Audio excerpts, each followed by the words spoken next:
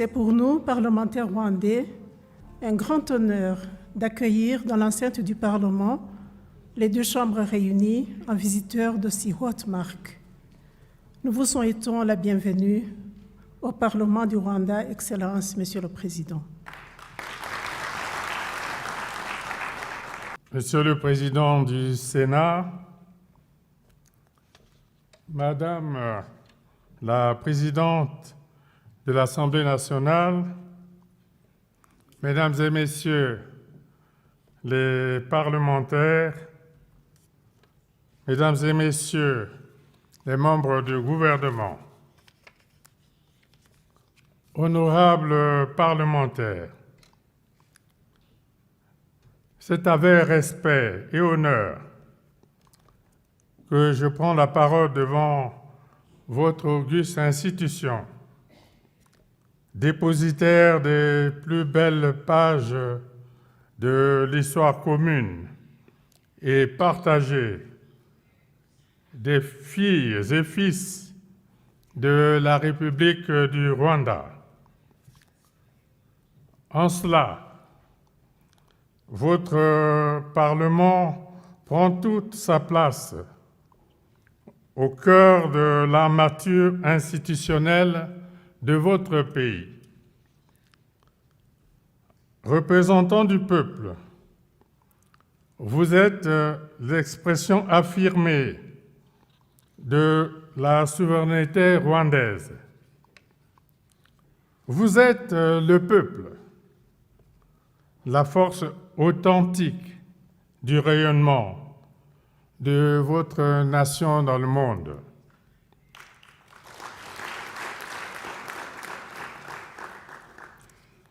La proximité et l'estime de mes compatriotes pour le peuple rwandais constituent une véritable richesse inscrite au fronton de la fraternité, de l'amitié, de la confiance et de la solidarité. Permettez-moi de vous témoigner le sentiment de fierté du peuple congolais et de vous adresser mes remerciements les plus chaleureux pour l'honneur que vous me faites à travers la présente communication devant votre Parlement.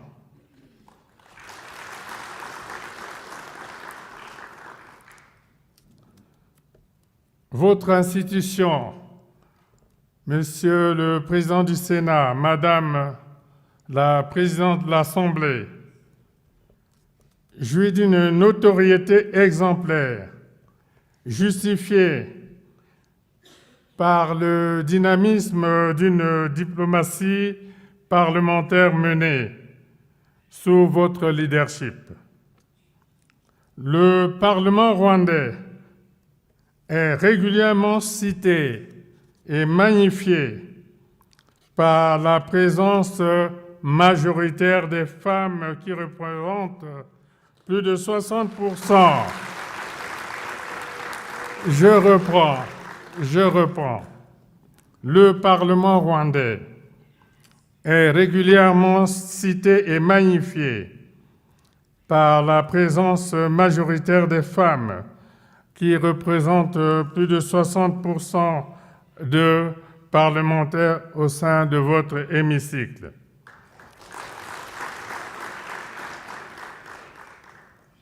D'aucuns parlent d'une leçon provenant d'Afrique et donnée au monde. Notre continent, qui s'est engagé en faveur de la promotion et l'intégration de la femme au développement, s'emploie à concrétiser cette problématique de genre. En tout état de cause, la parité homme-femme trouve assurément ici, au Parlement rwandais, l'onction de son auréole. Honorables parlementaires, Je suis à ma deuxième visite d'État au Rwanda. Je retrouve aujourd'hui une réelle constance dans la qualité de l'accueil qui m'a été réservé, un accueil fraternel au diapason des liens qui unissent nos deux pays.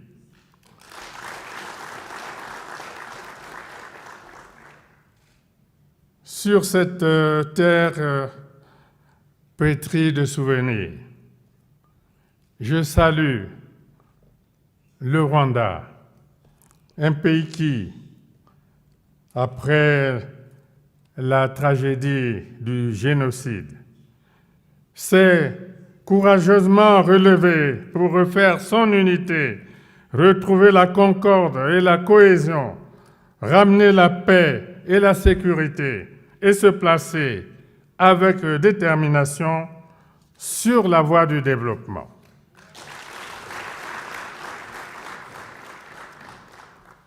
À maintes reprises, à l'occasion de nos échanges avec mon frère, le président Kagame, j'ai pu constater que votre parcours exaltant vers le progrès et la modernité se poursuit avec optimisme. Mais, à l'instar de la plupart des États africains, l'effort à consentir reste encore colossal. Aucun État ne peut tout seul faire face au coût onéreux des projets destinés à doter nos pays d'équipements et des voies de communication modernes, telles les infrastructures routières, ferroviaires, portuaires, aéroportuaires et énergétiques.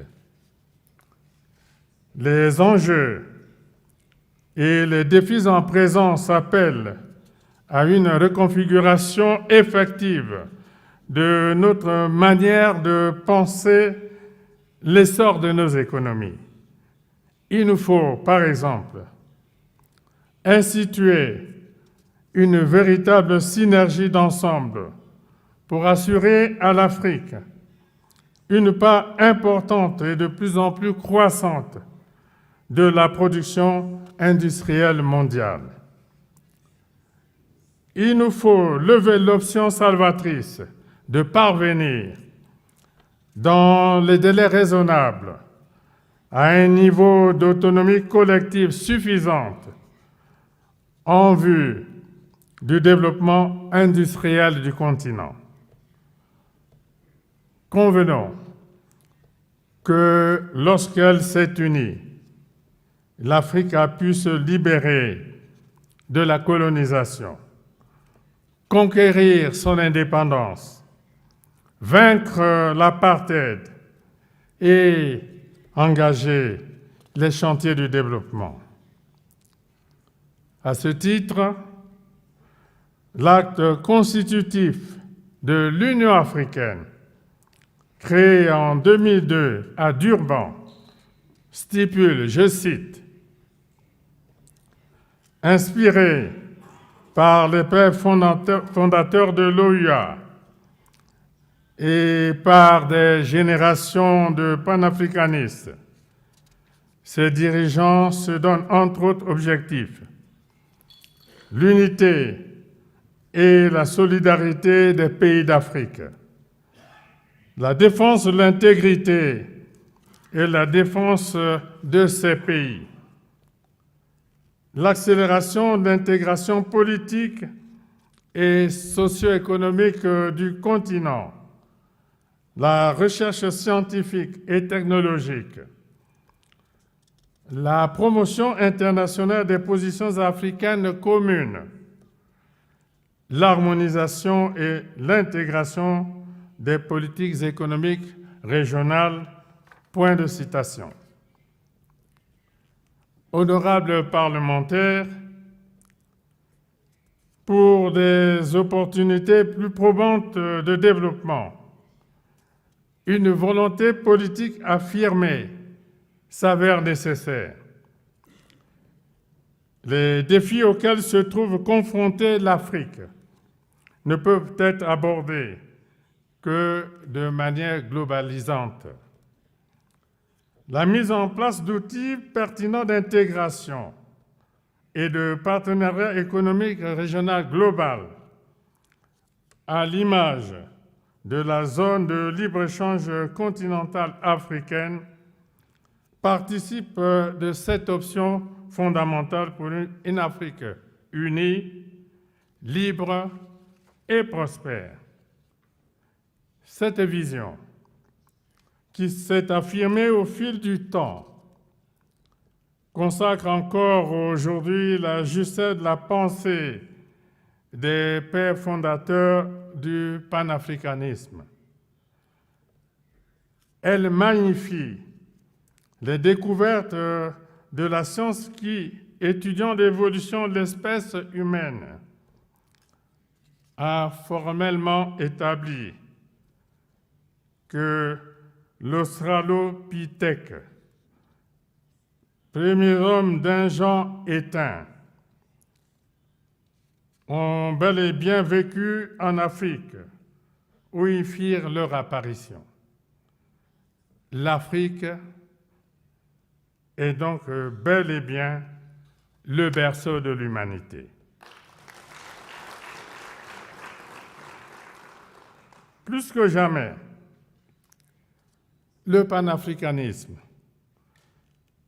qui garde toute son actualité, est un mouvement et une idéologie politique qui promeuvent l'indépendance totale du continent africain et encourage la solidarité entre les pays africains.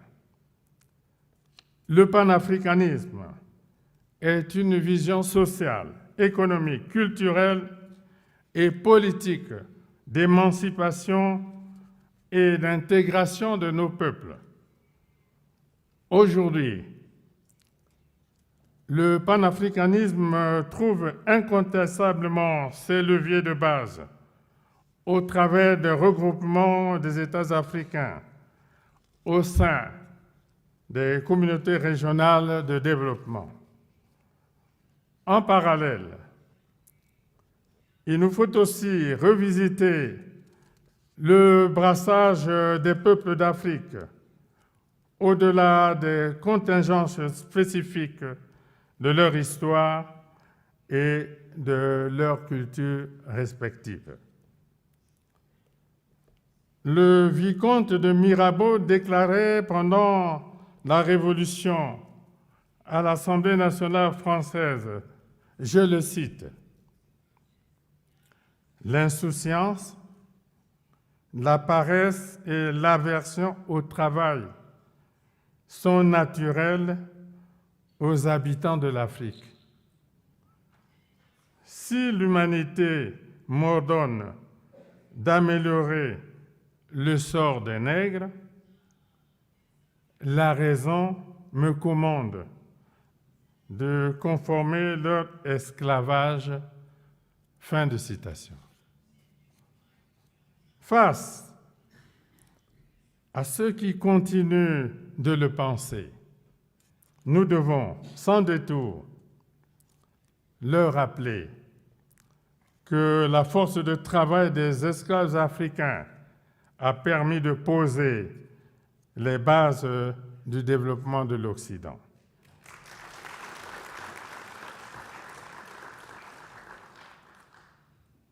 Nous ne devons nourrir aucun complexe, même lorsqu'il s'agit de la maîtrise des nouvelles technologies.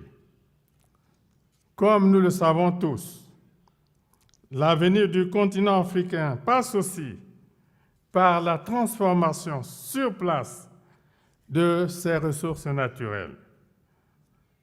L'histoire ancienne, l'histoire contemporaine et l'actualité ambiante le témoignent à suffisance. En cela, nos richesses, véritables atouts de notre développement, ne doivent plus être exploitées à vil prix ou sans contrepartie conséquente.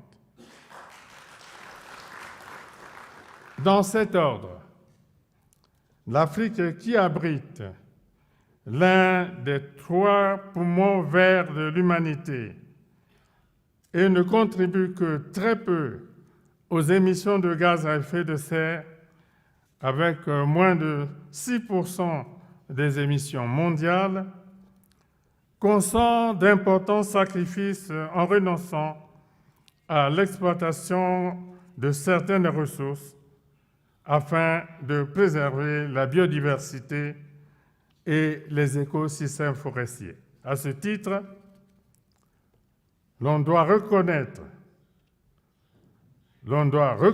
au continent africain sa dimension de véritable havre d'air pur au service de l'humanité et appeler la communauté internationale au respect des engagements pris en termes d'équité et de compensation financière y attenante. Dans cette optique et pour densifier nos efforts en matière de préservation de l'environnement et de gestion des écosystèmes forestiers, j'ai initié l'organisation du sommet des 3 bassins forestiers tropicaux, Amazonie, Bornéo-Mékong, Congo, qui se tiendra du 26 au 28 octobre 2023 à Brazzaville.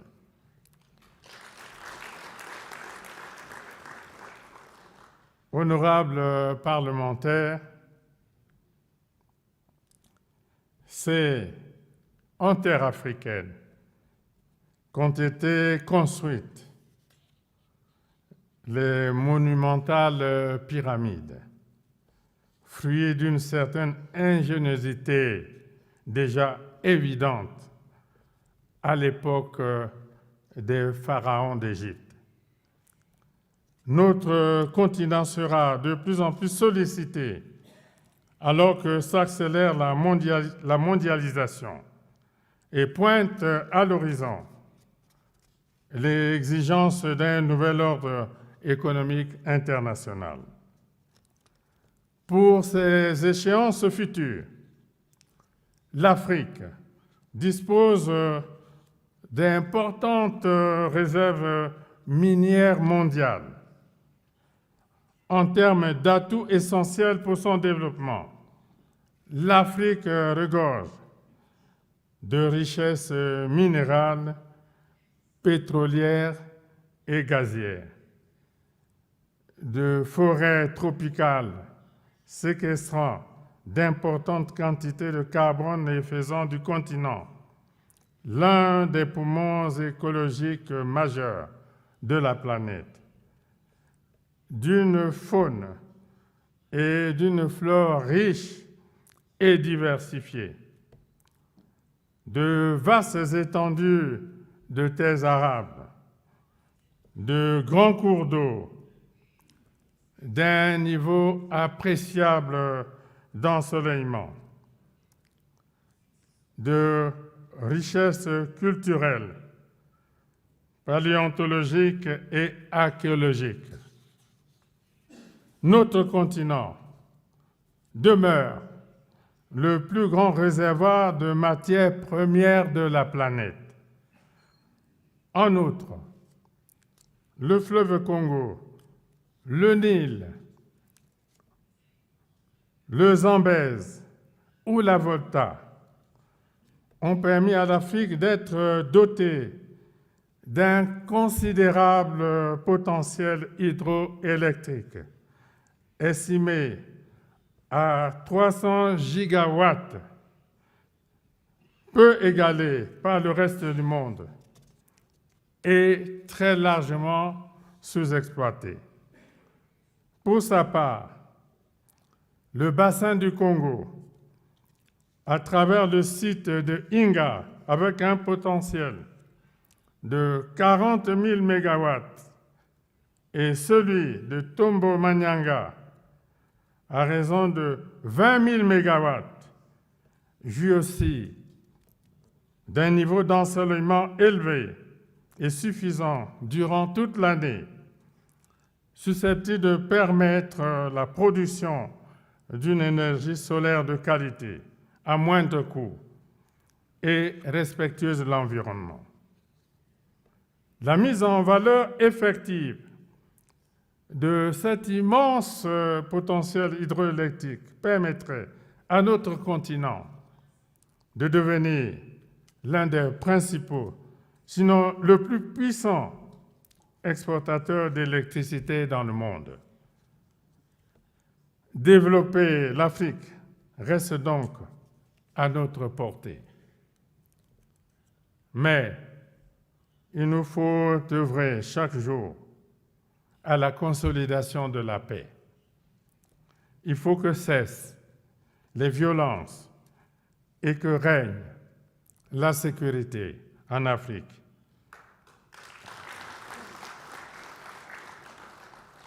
Il n'y a ni salut ni développement sans la paix.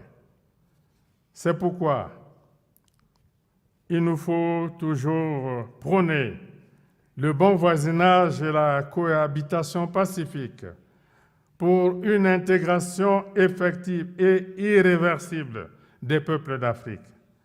Cette option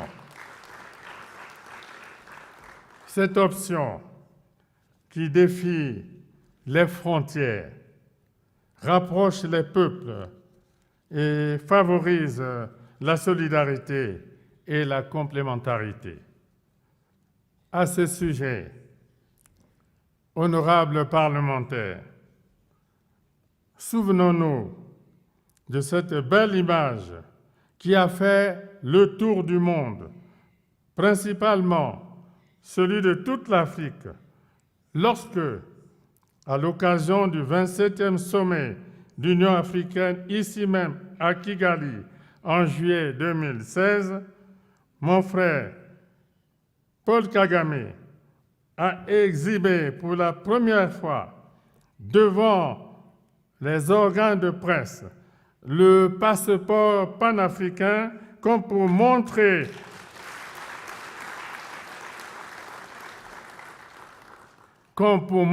à tous la voie du salut, la voie à suivre. Ce moment rare de notre histoire commune a conforté davantage notre foi en une grande intégration continentale, tout en suscitant au sein de nos populations l'espoir en tant que citoyens africains de circuler, de travailler et de vivre sans restriction ou entrave de toute nature dans tous les pays africains, en fait, sur leur propre continent.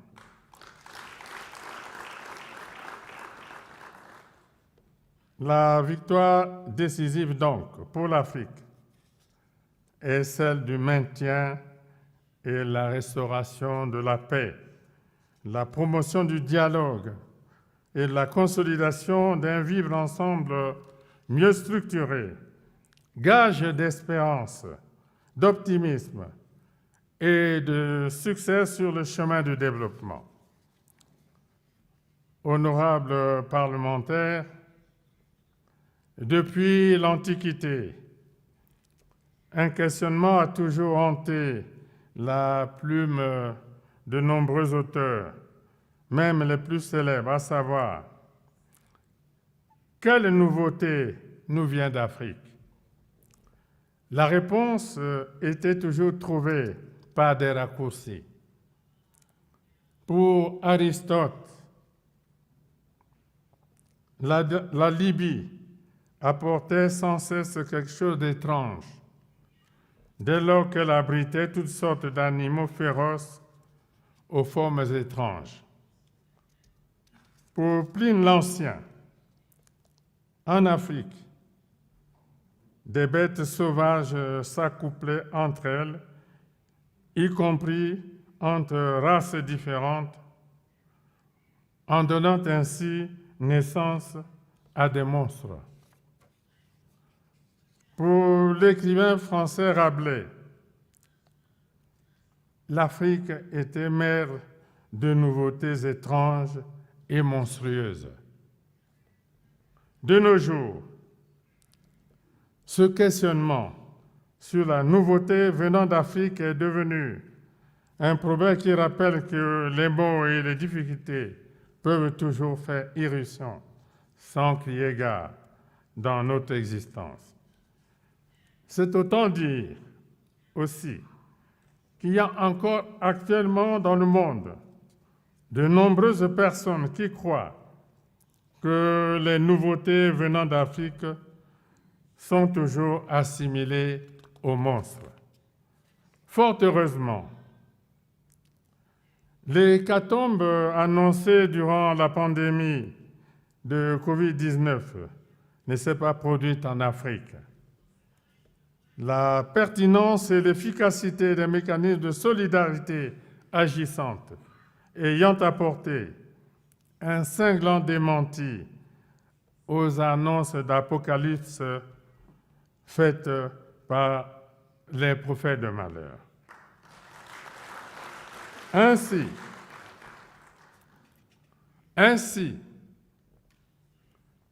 quand le continent aura totalement assumé son destin, la nouveauté venant d'Afrique, ce seront ces 2 milliards d'habitants, majoritairement jeunes et convenablement nourris et soignés. Ce seront ces ressources humaines hautement qualifiées et compétentes, ainsi que ces infrastructures modernes.